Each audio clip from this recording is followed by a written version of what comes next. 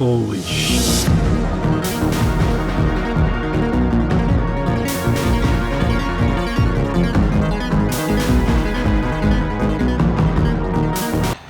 Dude, your life's really taken a turn from the worst. You went from working with the best in the world to helping me put shocks on my bike.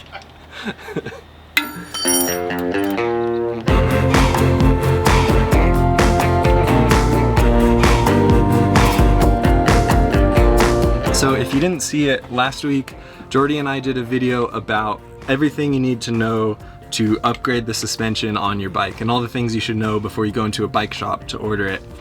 This time around, Jordi's gonna help me get this installed. So we're gonna give him a call and walk through the process.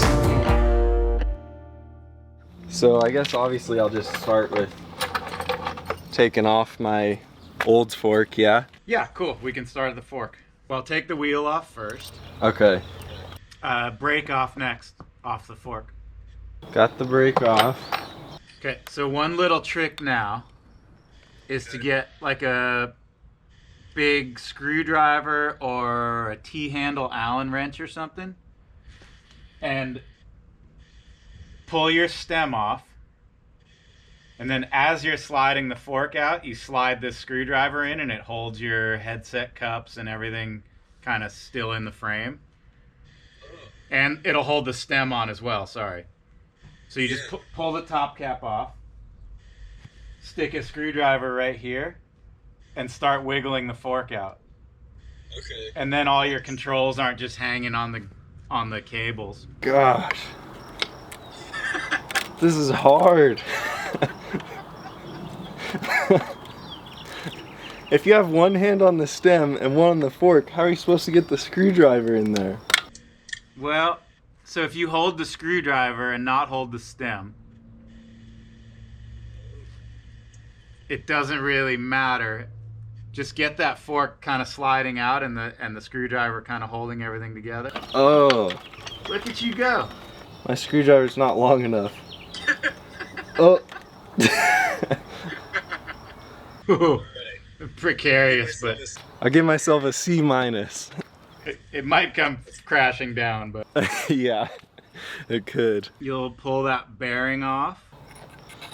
Okay. And then you're gonna need to tap that crown race off. Yeah, you'll probably need to tap it with a hammer, but sometimes they're loose enough that you can just kind of wiggle them off. You're gonna get so much hate for doing it this way. I'll just work with what you got, I guess. You getting it to move a little bit? Yeah, it seems like it's wiggling a bit now. Then you just kind of work back and forth without putting too much pressure. You don't want to bend anything or gouge anything. It's fine. It's all gonna get edited out. Perfect. Hell yeah. Got it? We did it. Crown race is off. So now, new fork? Yeah, get them both ready. Get yourself something to measure and something to mark. So just from the bottom where the crown race was, because you're just cutting the same distance on the new fork. Correct, yeah. This is critical. Yeah. Don't want to fuck this one up. Yeah, I've been pretty scared of this step. 19 centimeters. Is the backyard option to use like a hacksaw or something?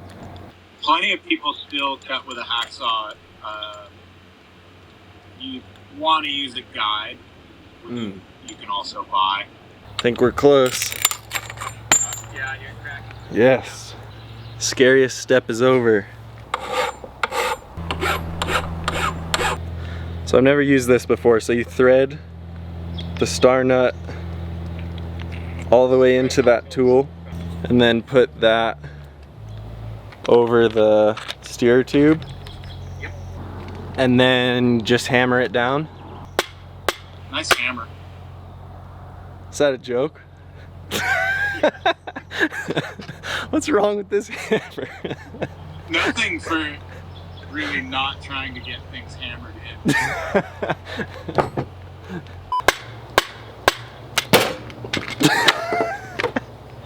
The other thing you can And now It's all the way down, I believe. So now it's probably like a ½ inch down in there. Yeah, perfect. Okay, cool. Okay, now we're greased.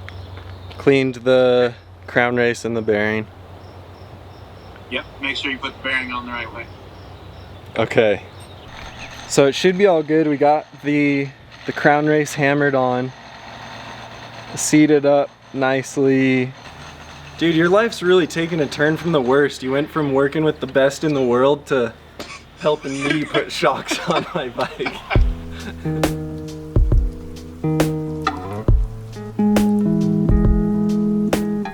So hardware is going to be the thing that varies depending on your bike frame for this process, right?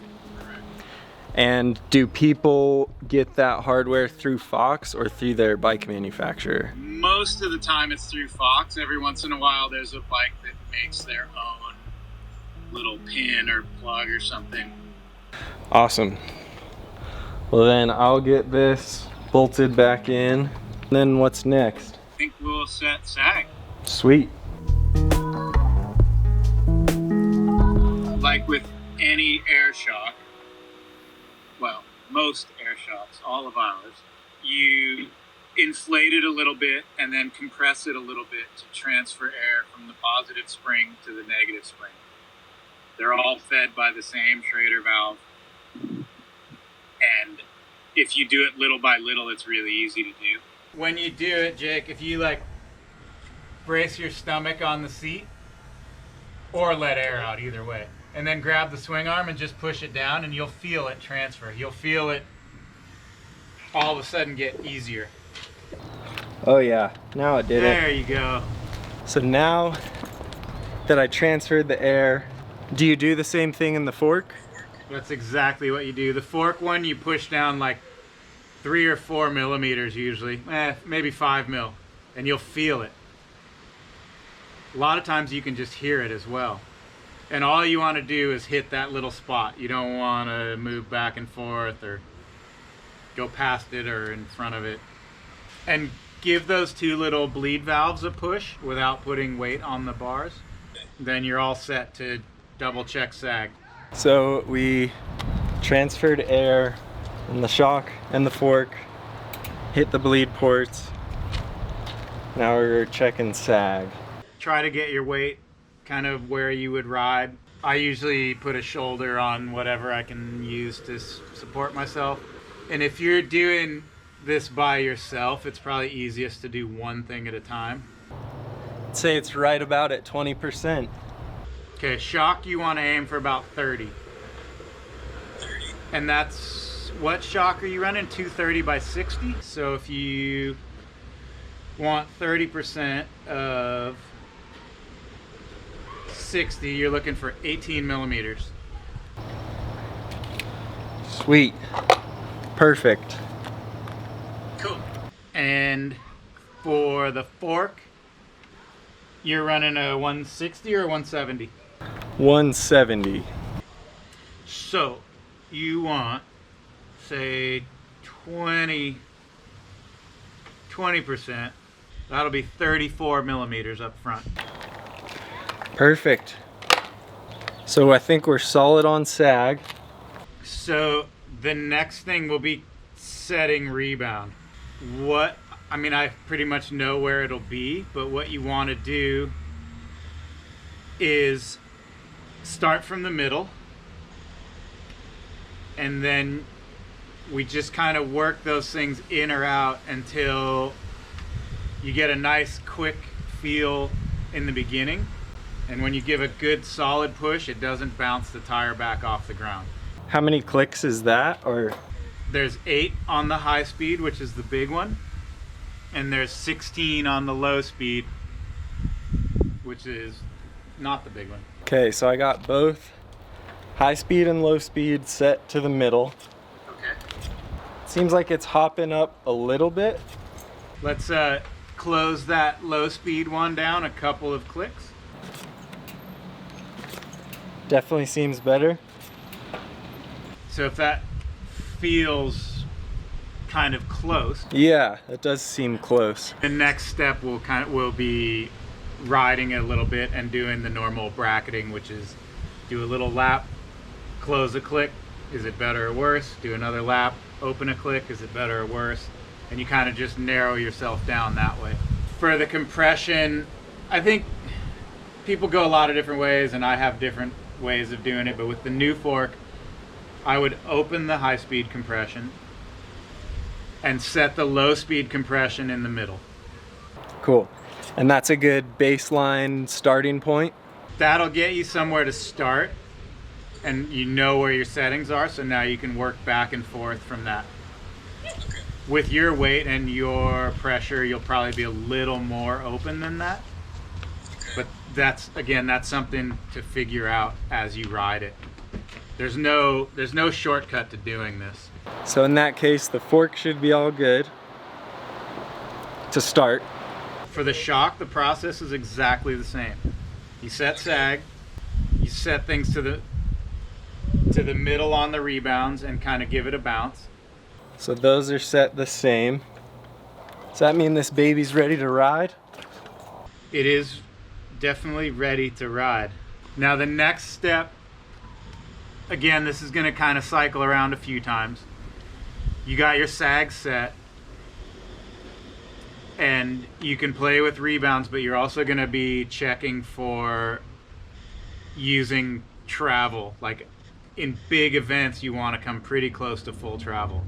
Generally more so in the back than the front. Okay. And if you're not close to full travel, we'll want to change volume spacers. If you're bottoming out all the time, we still want to change volume spacers, but we're going to add some instead of subtracting them. But right now, you're ready to go do some laps on the bike and get a feel for things. Sweet. That's what I like to hear. Should be a little bit different than it was. Yeah, I think so. I can already tell it will be. So I'm going to make a note in my phone here with those initial settings so that I know where I'm at and then can tweak it from there. Cool.